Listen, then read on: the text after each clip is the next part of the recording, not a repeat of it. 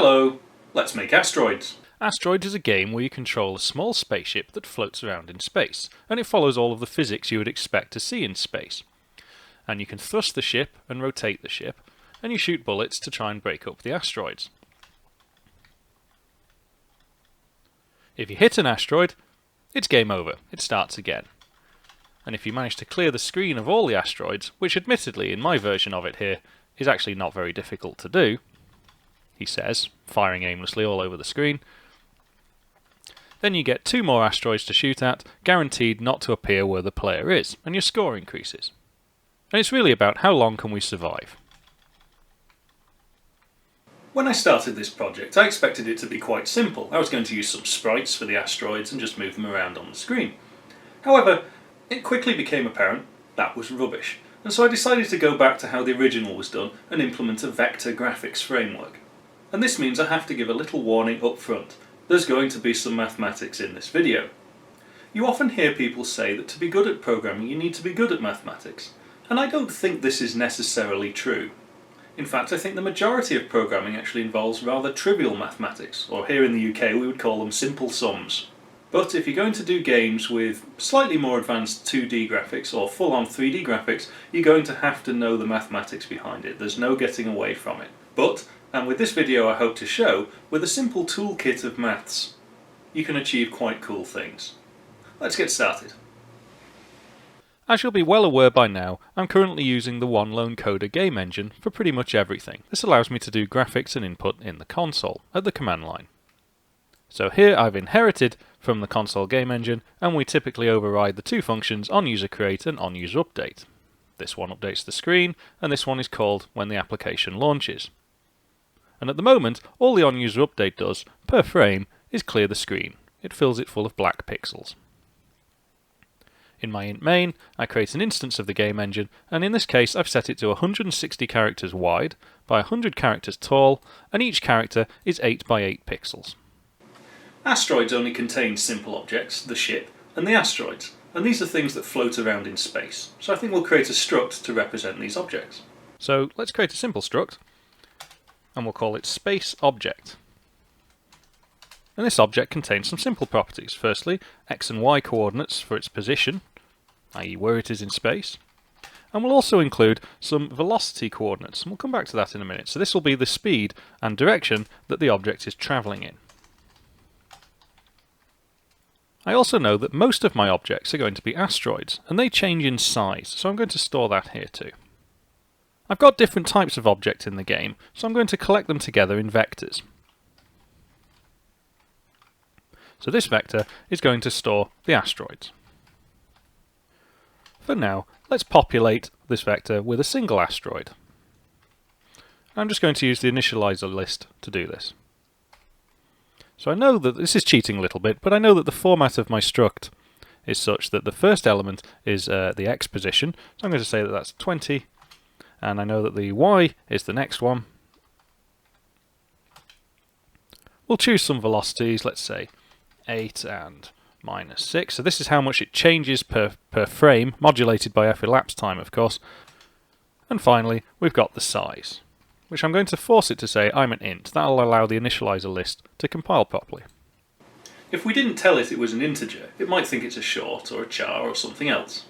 Let's take a minute to do a very brief kinematics reminder, i.e. the study of very simple motion.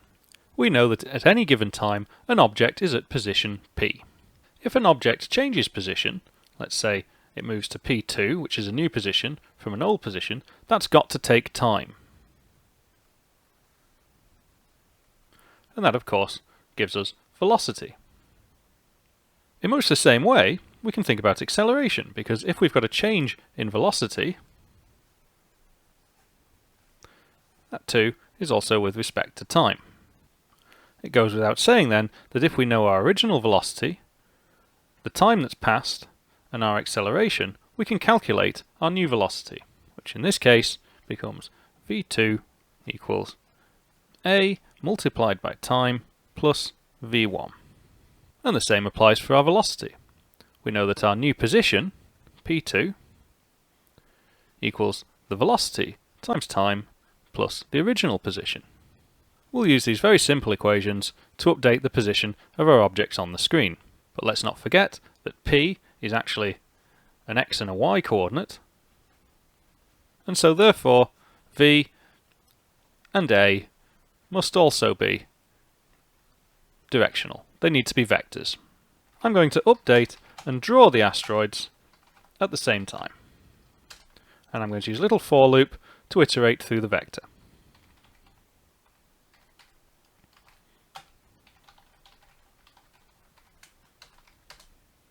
So using the equations we've just done, we know that the x position of the asteroid needs to be updated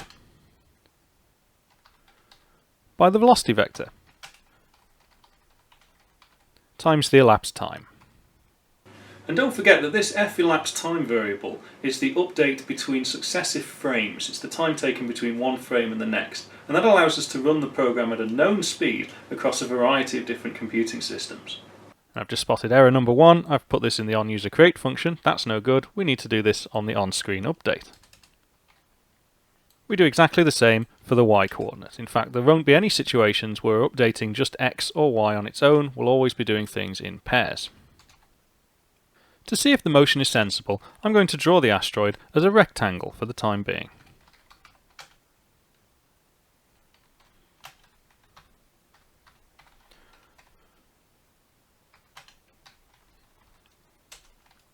So I'm just going to iterate through x's and y's according to the size of the asteroid.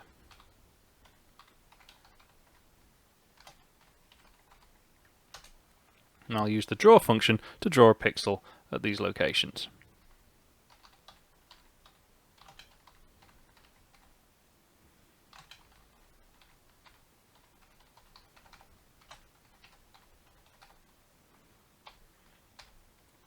Let's take a look. So we can see my asteroid drifting through space, and oh, it's gone off the screen and we'll never see it again. And this is the first part that makes asteroids quite a challenging game to make. We want all of our space objects to wrap around the screen, which means we need to think about how we map information to the screen. Currently our screen is just set up as a standard two-dimensional array. It's a grid of pixels. But when we want an object to go off the edge of the screen, we want it to appear on the other side. So we need to wrap it all the way around and bring it back. So if we create a system where we know that this edge is actually the same as this edge, we can start by drawing that edge, and we know that we need to wrap around like this. And in fact, it looks like a cylinder. And this can be implemented by whenever we go beyond the screen width, which would happen to be on this side, we reset to 0. But it gets a bit more complicated, because we also want to wrap in this direction. We want anything that goes over the top to also loop back round to the bottom. And it may be tempting to think that we're treating this as some sort of sphere, but we're not, because a sphere can't maintain a standard coordinate system. You've got to have some distortion as you go around it. So as you can see at the top and bottom of the sphere, all of the pixels get very close together. And as we go around the sphere around its equator, we get larger pixels. So this is a distortion. And in fact, if you want to wrap a 2D array around both its x and y axis, you need a torus, or a toroidal mapping. Looks a bit like a donut. And with this mapping, we've got equal spacing going around that way, and equal spacing going around that way. I've got a feeling we're going to need a mapping like this quite a bit for this game, so I'm going to create a function which takes a set of coordinates and wraps them around using a toroidal mapping. I'm going to call it wrap coordinates. And it's going to take an x and a y as an input. We'll call those ix and iy. And it's going to output ox and oy. So the first thing I want to do is set the output to the input. And then I want to check if the input is beyond the boundaries of our array. So let's take the x-axis first. So if the input x is less than 0, then I want to adjust my output to be the input x plus the current screen width. which is an integer. That's why I've casted it to a float. So let's say ix is -5, we end up setting the output to being screen width -5, so it goes to the other side of the screen. Likewise, we can go checking if the input x is greater than screen width, then we update the output again.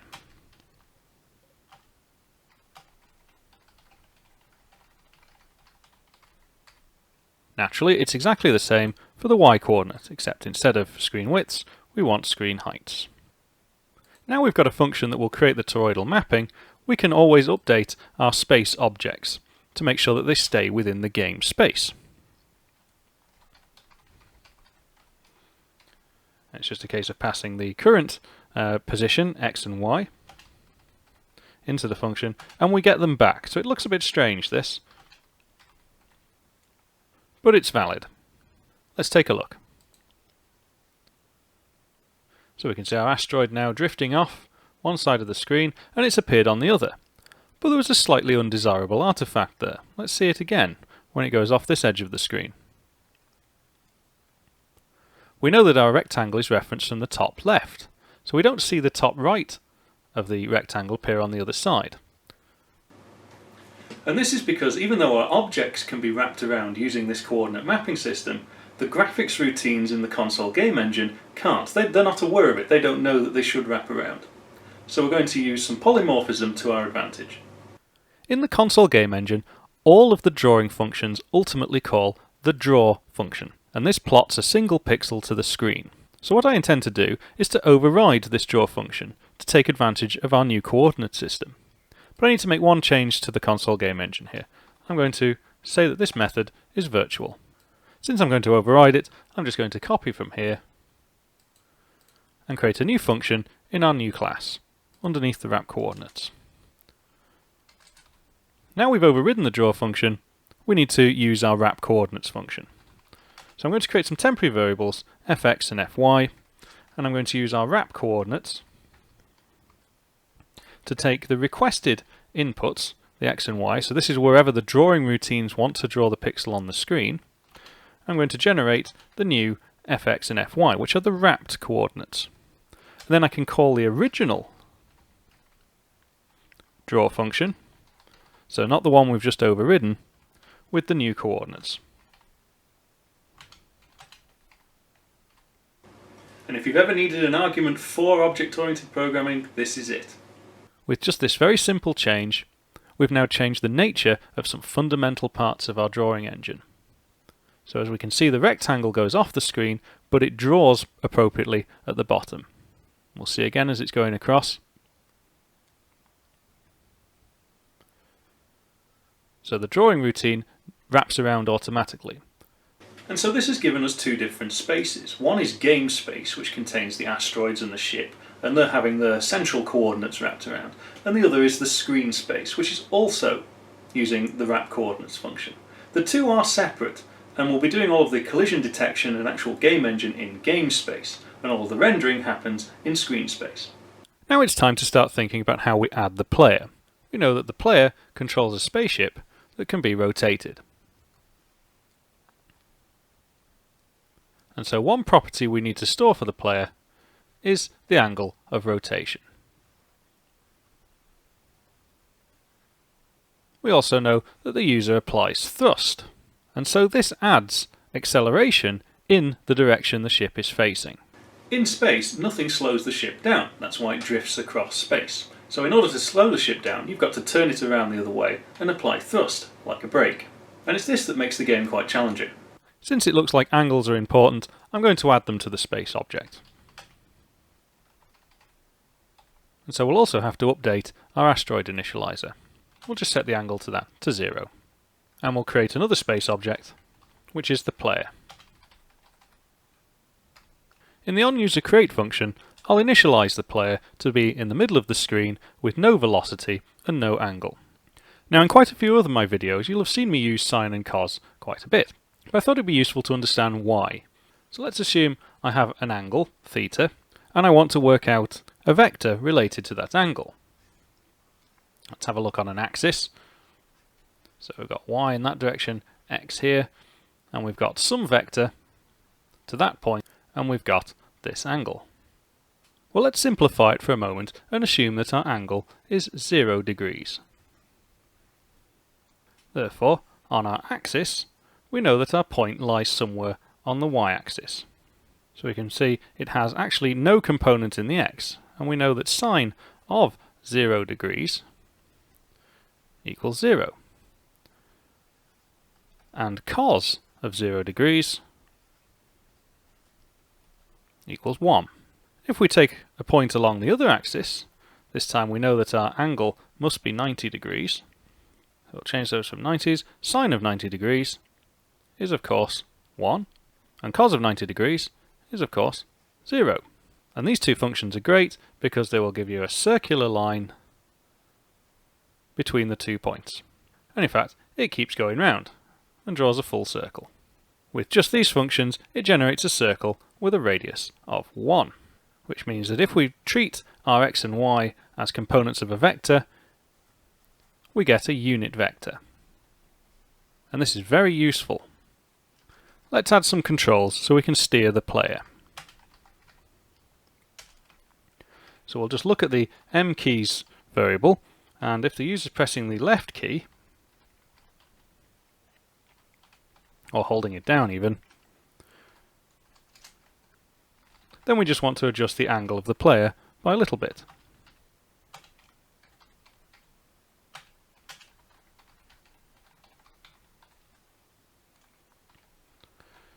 It's exactly the same for the right, except in the other direction, so the negative becomes a positive. Thrust, however, is a little different. The player will thrust the ship forward if they're holding down the up arrow. But since we don't store thrust as part of our space object, we need to update the velocity instead.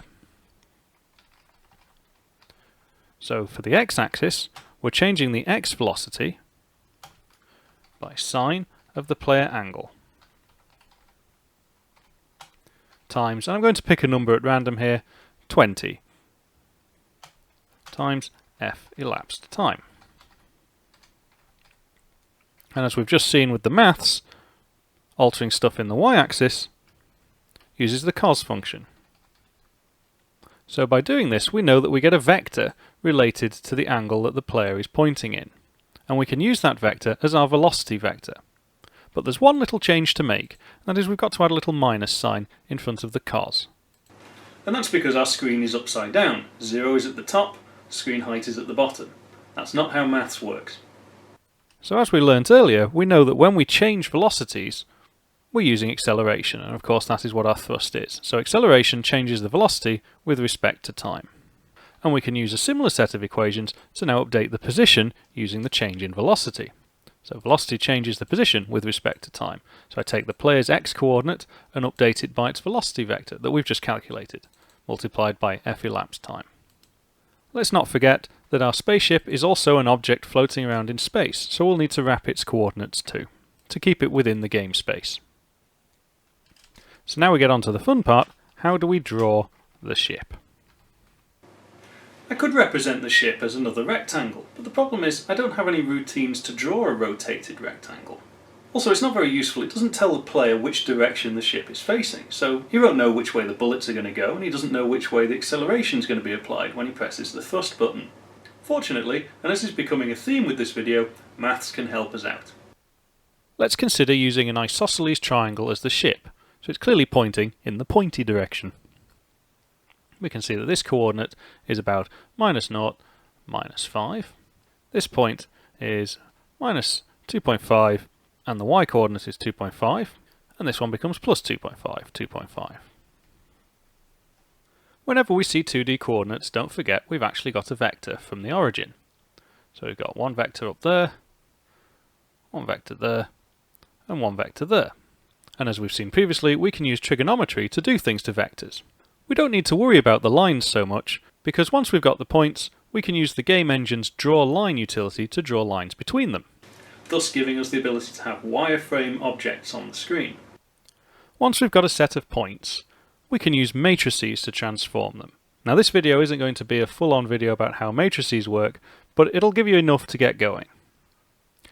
I see matrices as just a convenient way of grouping similar equations.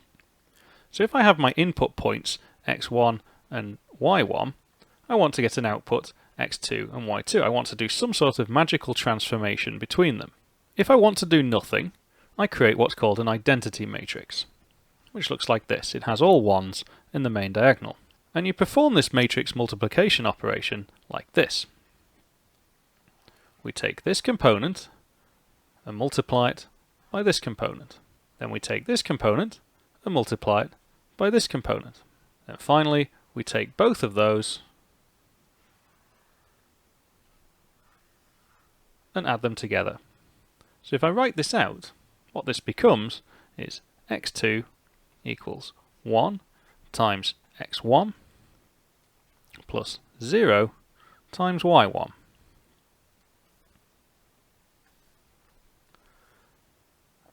And it's exactly the same for the second component, the y. 0 gets multiplied by the x1, this 1 gets multiplied by this y1, and these two results get added together to give us y2. So in this case we can see we have 0 x1 plus 1 y1. Ultimately this of course resolves to x2 equals x1 and y2 equals y1. It's boring, but I said it doesn't do anything. This is a null matrix, it does no transformation. That said, if I make a simple change to this matrix, for example, change this 1 and this 1, if we change these to say 3 and 5, then our equations below, the ones also change to 3 and a 5. And so therefore, in this case, our output, x2, equals 3 times our input for the x, and for y, it equals 5 times the input. In short, we have scaled our original point. And so if we took that scaling matrix and applied it to our points, we get a different size ship. We've scaled by 5 in the y-axis, and these points would become, because we've scaled by 3 in the x-axis, and 5 in the y-axis. Even though matrices may appear intimidating, don't forget they're just a notation for describing a set of simultaneous equations.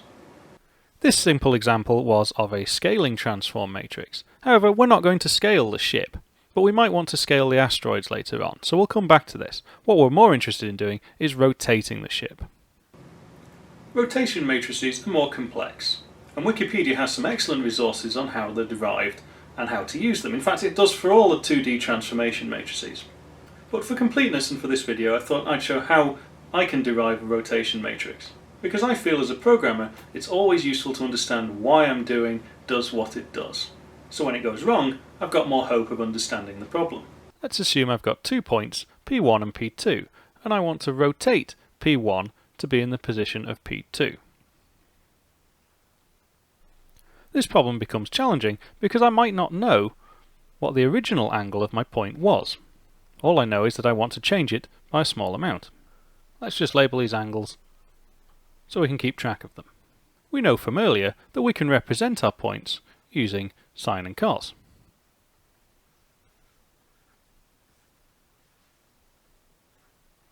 We'll call that P1x and P1y.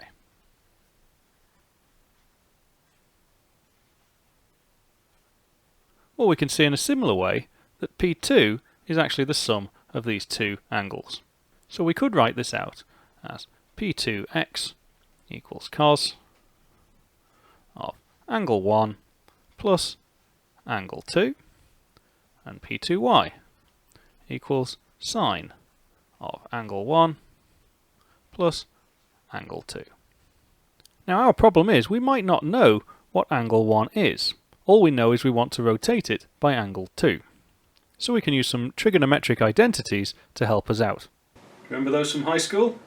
So when you've got cos and two angles added together, you can also represent that as cos of angle 1 multiplied by cos of angle 2, subtract from that sine of angle 1 multiplied by sine of angle 2. And this is really neat, because here we've got cos of angle 1 is also our original point, and sine of angle 1 is also our original point in the y-axis. So we can rewrite our equation as simply being p2x equals p1x cos angle 2 minus p1y sine angle 2. So now we have a way of creating our new point based on information that we know. We know our existing point's location, we know the angle we want to rotate it by, we know enough to perform the transformation. The y-axis uses a similar approach, but it uses a different identity. When we've got the sine of two added together angles, the identity looks like this. Sine of angle 1 multiplied by cos of angle 2 plus cos of angle 1 multiplied by sine of angle 2. And just as we did before, we can use a very similar approach. We can see that sine of angle 1 is the same as our original point. So knowing that, let's write this one out as well. For p2y equals p1y in this case times cos of angle 2 plus p1x times sine of angle 2. And just as before, we've got all of the information we need to solve this. But if we just swap these around, and we can do this, just so everything is consistent,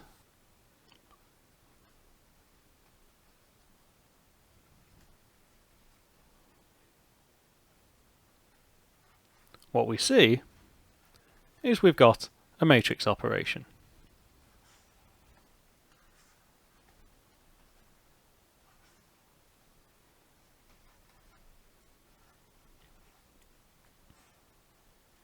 And this is in fact our rotation matrix. So we've now developed a matrix for scaling an object, we've developed a matrix for rotating an object. There isn't really one in 2D for translating an object, that is moving it across the screen. You just add a vector to the points. So, why was all that necessary?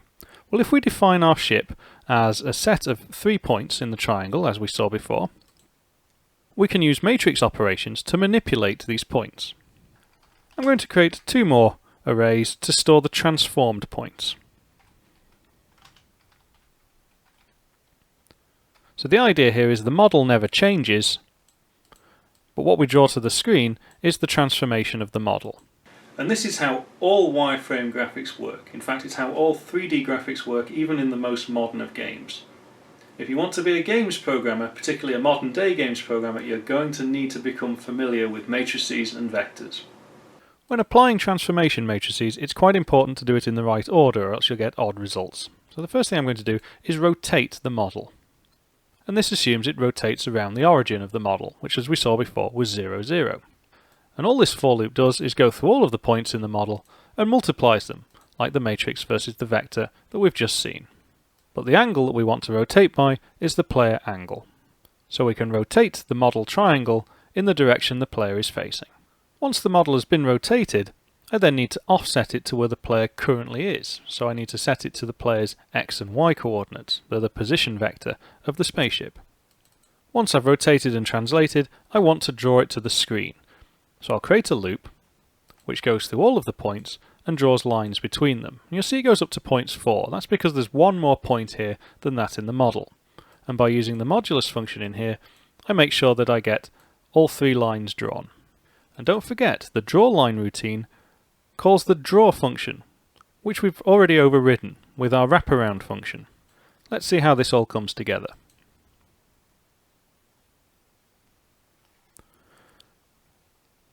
So I can see a triangle in the middle of the screen, and I'm pressing the arrow keys to rotate it, and I press the up key to apply some thrust, and of course there is no brake in this, so the ship will just carry on drifting, and as it went over the edge of the screen, the draw line routine worked quite satisfactorily. The thing is, now that we've developed a system for rendering wireframe models, our rectangular asteroids, well, they look a bit rubbish. So let's make those wireframe too. Because I don't want to repeat this code, I'm going to wrap it up in a function that draws a wireframe model.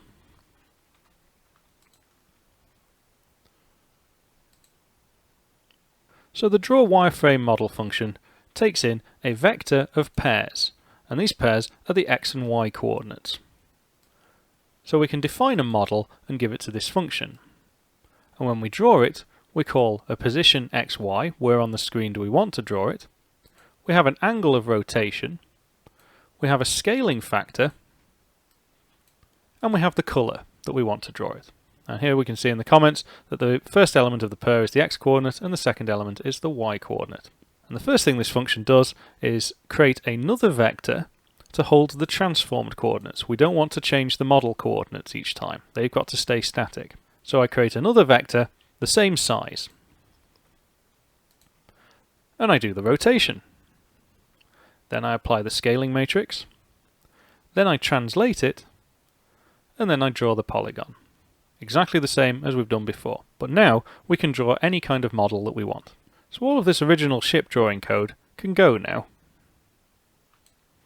Bye bye. And instead we'll create a vector of pairs of floats. And we'll call that vec model ship. And we'll define the model in the onUserCreate function by simply using an initializer list. So there it is, there's our spaceship, simple isosceles triangle. So now when we want to draw the ship, we call the draw wireframe model function, send it the model, the offset, where it is in space, and the angle of rotation. Let's just double check, make sure that works. Excellent. We'll just have a quick test of the scale. So currently everything is a unit vector, and we've scaled everything by 1. That's the default parameter passed through to the function. Let's say I want to make everything 5 times bigger. We can see we get a much larger ship. But it behaves in exactly the same way.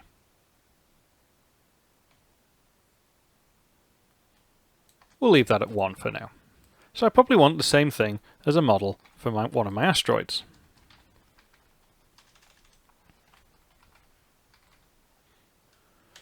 But instead of manually defining all of the coordinates, I'm going to algorithmically do it. So I'm going to assume that each of my asteroids contains 20 points. I'll create a little for loop to iterate through them.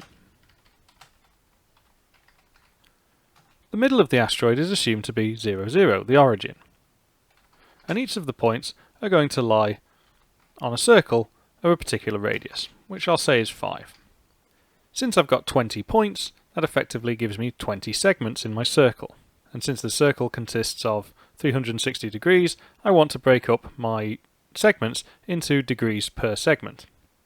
And so this line takes which particular point I'm on as a percentage out of all of the points and multiplies that by 2 pi. Adding the point to our model is easy. Because it's a vector, we can use the push back function. But we've got to make a pair of coordinates. And by now you should know what this is, because it's for the x-coordinate, it's radius times the sine of the angle. And for the y-coordinate, it's radius times the cos of the angle. Isn't it great how all these things come together? Now we've created a model of the asteroid, we need to draw it. We no longer want to draw the rectangle like we did before, so that can go. What we can do is take our player ship drawing routine, the draw wireframe model, change the model to asteroid. Want the asteroid's x location, the asteroid's y location. The asteroid's angle doesn't really matter so much at the moment. But let's take a look. Nice. We've got a circle of radius 5. Instead of scaling by specifying the radius here, I could set that to 1 to give us a unit circle. And in our draw routine, we can use the size of the space object as our scaling factor. Let's take a look. We can see it's a much larger circle now. Right, we've done all the maths now. Let's turn this into a game. Well, you can't have a game of asteroids without bullets. So another vector of space objects, vec bullets. Once we've updated the player's position, we'll check to see if the player has released the space key. And if they have, to the vector of bullets I'm going to push another space object. Bullets will originate at the player location, x and y. They will have a velocity of their own, which of course, the direction of which is inferred by the sine and cos of the player angle.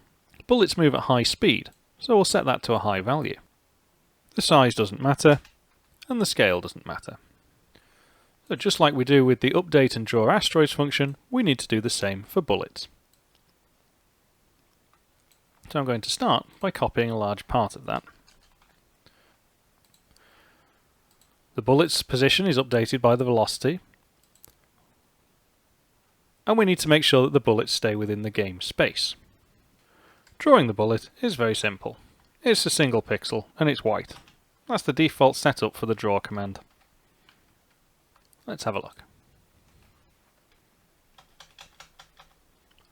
So there's some bullets and we can see them wrapping around the screen. The origin of the bullets is wherever the player starts. But I see a growing problem here. There is, of course, far too many bullets on the screen. We need to have some way of killing a bullet. And the way I'm going to do this is any bullet that has gone off the screen is dead. We're going to remove it from the vector of bullets. Removing off-screen bullets is made much easier with modern C. Firstly, I want to check, does the bullets vector contain any bullets?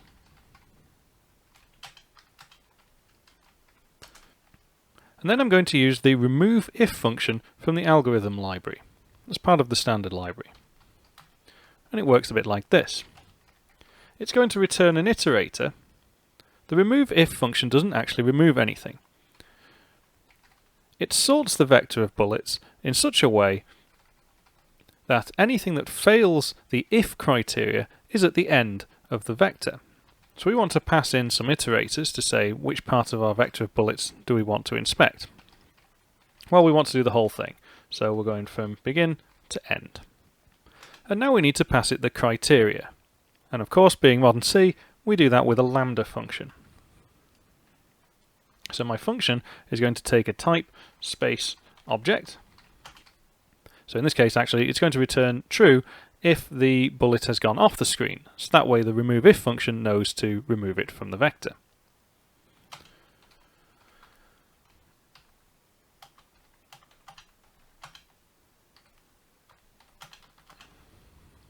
So if the x or y position of the space object is less than 1, it's off the screen, it gets removed. We also need to check against screen width and screen height.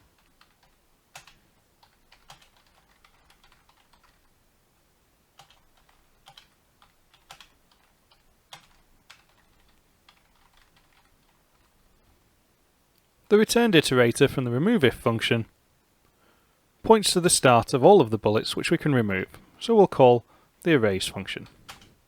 But we'll make sure that there's actually something to erase first, else it'll crash. So if the iterator is not equal to the end, i.e. there is something to remove, remove it.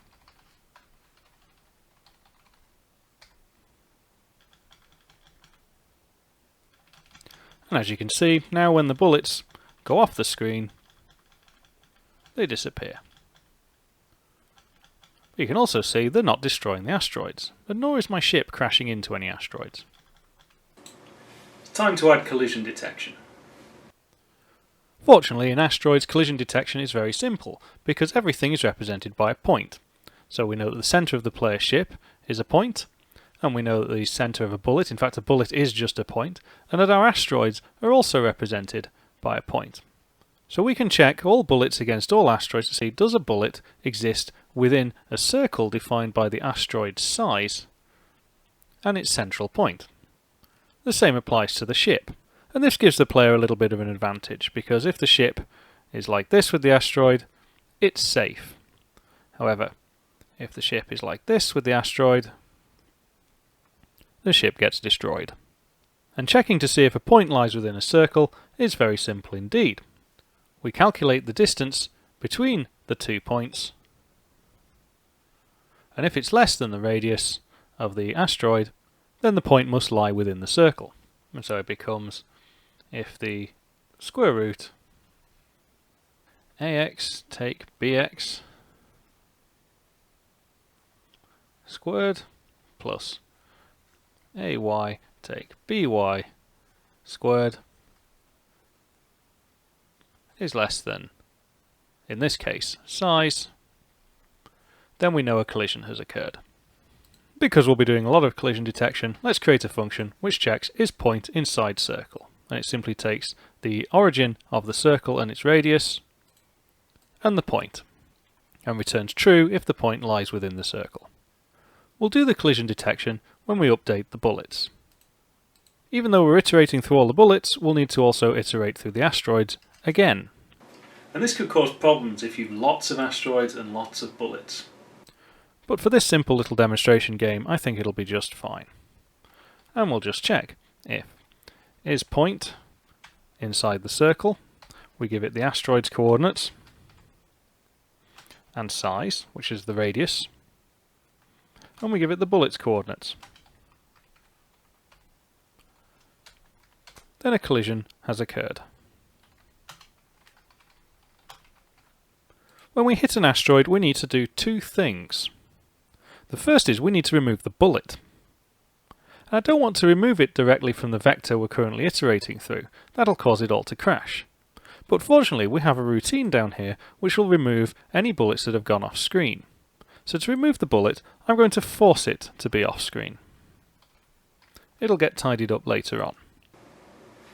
Each time we hit a large enough asteroid, it's going to split into two asteroids so they're half the size. Now, it's no coincidence that I chose 16 to be the starting size. So when we hit that asteroid, we'll create two size 8 asteroids, and when we hit those, we'll create two size 4 asteroids. And I think 4 will be small enough, or else they'll become very difficult to hit. So if the asteroid that's just been hit is larger than 4, we want to create two child asteroids. But I want to give the illusion that the asteroids have had some sort of impact. So I'm going to choose a random angle, and all of this is a nice way of choosing a random floating point number between 0 and 1, and then multiplying it by pi. So I'm choosing a random angle between 0 and 2 pi in this case. And I'm creating two child asteroids, so I want to do that twice.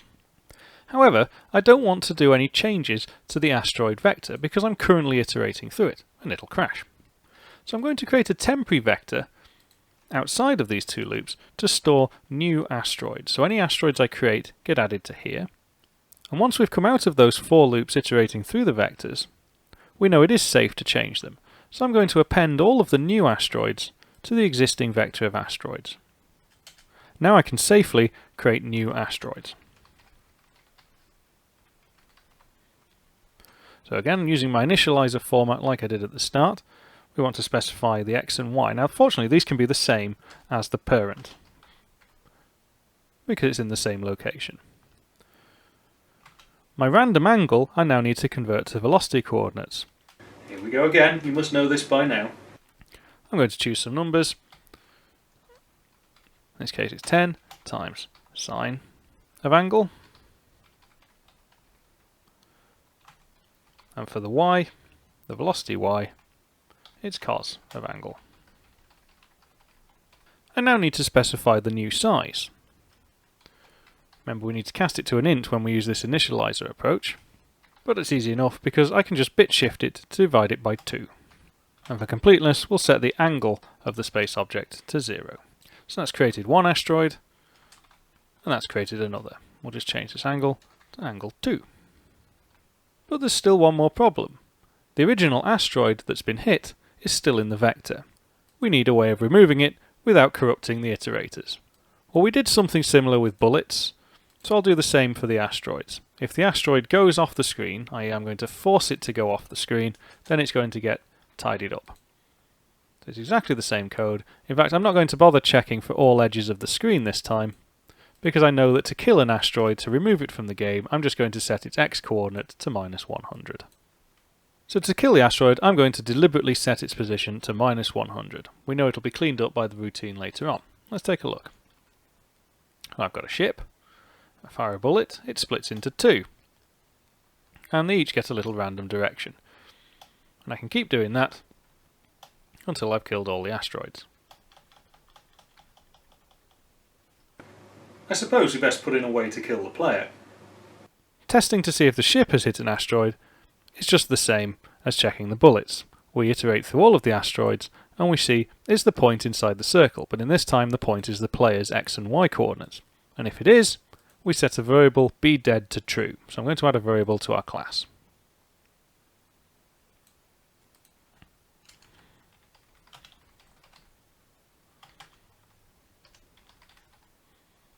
Now what do we do in the event of the player dying? Well, really, we want to reset the game. And to do this, I'm going to create a reset game function.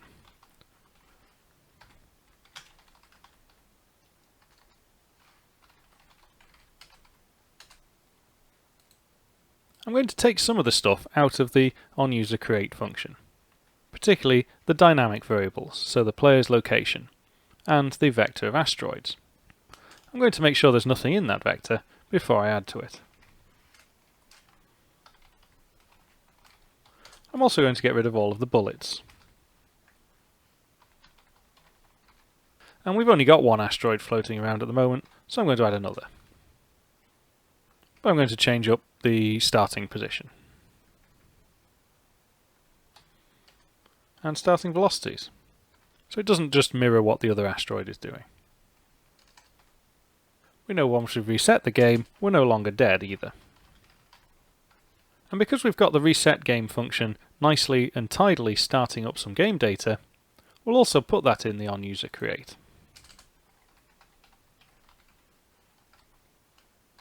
And this shows how the onUserCreate function should be used.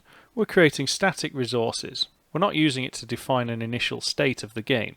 So if I crash into this asteroid, it resets. And we'll just try that collision detection on a smaller asteroid. He says, there we go. So the player can track their progress. Let's add a score. We'll initialize that to 0, and of course we need to put that in our reset game function. The scoring system will give you some points each time you destroy an asteroid. So we need to look in our bullet and asteroid collision detection routine. We know here we've hit an asteroid, so we'll increase the score. You can have 100 points for destroying an asteroid. There's no point in keeping a score if the player doesn't know what it is, so we'll draw that in using the drawString function. But what happens when the player finishes the game? We can check for this condition by seeing if there are any asteroids left in the asteroids vector. If it is empty, then the player has destroyed all the asteroids. So that's great. Let's reward them by giving them a big score. But we'll also recreate the level. We won't use reset game. We don't want to just keep giving the same data each time. But also, we need to put the asteroids in a place that isn't on top of the player, so we don't instantly kill the player. The safest place to put some asteroids is either side of the player, offset by a set distance. So if we know in our game space, we know what our player angle is. If we take a vector that is 90 degrees to our player angle on both sides, we can place asteroids here. We know that the starting size of our asteroid is 16.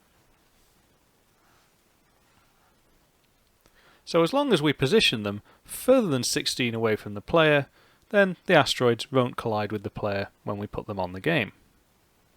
The two new asteroids just get pushed directly into the vector of asteroids using the initializer list again. The first two parameters are the x and y coordinates, which I've chosen here to be 90 degrees, so that's pi over 2, either side of the player angle. I then set the velocity vector to have a magnitude of 10, but it's also facing in the player angle. I don't want the asteroids to start off and then immediately crash into the player. I'm going to have one asteroid go forwards, and by flipping this player angle here, I can have one move backwards. Now for those of you that have not been put off by all of this maths, you might be thinking, well hang on, you might have just placed the asteroids outside of the game space. But that's okay, the next time the asteroids get updated, the wrap coordinates function will take care of that for us. So now I'm just on the brink of almost cleaning up all of the asteroids, and it creates some more for us. Our asteroids don't look very asteroidy. Let's see if we can do something about that. When we create the asteroids, we're really just plotting a circle. And we do this by using our sine and cos functions to create all of these extra points. However, perhaps if we create these points with a plus or minus error margin,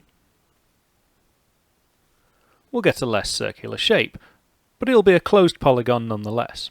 So you can imagine that gets a point there, this one here, this one there, this one here, this one here, here, here, etc. And when these get drawn, we end up with a far more interesting shape. This is simply a case of changing our radius from 1 to some random number, but it's got to be a fairly well-tuned random number. I know on the whole I want my radius to be 1, but I'm going to add 0.2 margin of error, which means I need to offset it by 0.8 for the minimum distance, and it'll become 1.2 for the maximum distance. I'm also going to change the colour of the asteroid for good measure. And that's quite nice. Sort of a wobbly asteroidy thing. Since our asteroids have an angle as part of their space object, we could get them to rotate slightly, very simply. When we update the asteroid, we can modify its angle too. And we'll just pick a constant for this.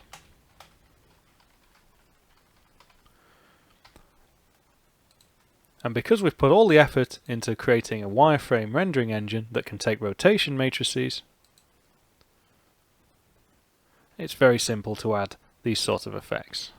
I could go to the effort of making sure that our bullets interact with the asteroids in a very accurate way, since they're no longer circles. But I'm not going to. I'm going to treat the asteroids as if they were circles, given that they are approximately circles, and our circle collision detection function is adequate. I think on the whole, I'm actually quite pleased with this implementation of asteroids, and it opens up quite a number of possibilities for what we can do with the console engine now we've got the ability to render wireframe graphics. Whew, and so there you have it, asteroids in the command line. Now I am under no illusion that this video has been more challenging than some of the others. But through implementing such a simple game, we've learned about spatial transforms, we've learned about vectors, matrices, trigonometry, kinematics, the science of motion, and we've also dabbled with a few modern C++ techniques using lambda functions and the removeIf function. Anyway, as always, all the code is available in GitHub from the links below. If you've enjoyed this video, please give me a big thumbs up, have a think about subscribing, and I'll see you next time.